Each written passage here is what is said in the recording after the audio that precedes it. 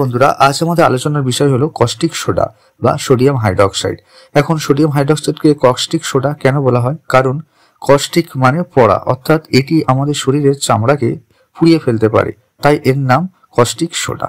এখন এই caustic soda হচ্ছে রাসায়নিক ফিডস্টকগুলির অর্থাৎ জ্বালানি হিসেবে যাদেরকে ব্যবহার করা হয়ে থাকে বা কোনো কিছু উৎপাদনে যাদেরকে ব্যবহার করা থাকে সেগুলোর মধ্যে একটি, এবং এটি জৈব রসায়নে খুবই গুরুত্বপূর্ণ, যেমন কাগজ শিল্পে, খাদ্য প্রক্রিয়াকরণ শিল্পে, ডিটারজেন্ট তৈরিতে বা সাবান তৈরিতে এর জুড়ি মেলা ভার।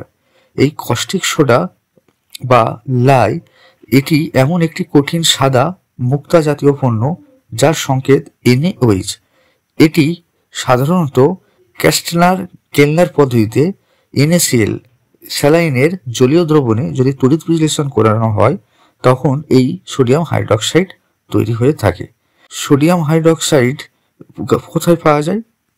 এছাড়া প্রকৃতিতে গাছের পোড়া ছাই থেকে পাওয়া যেতে পারে।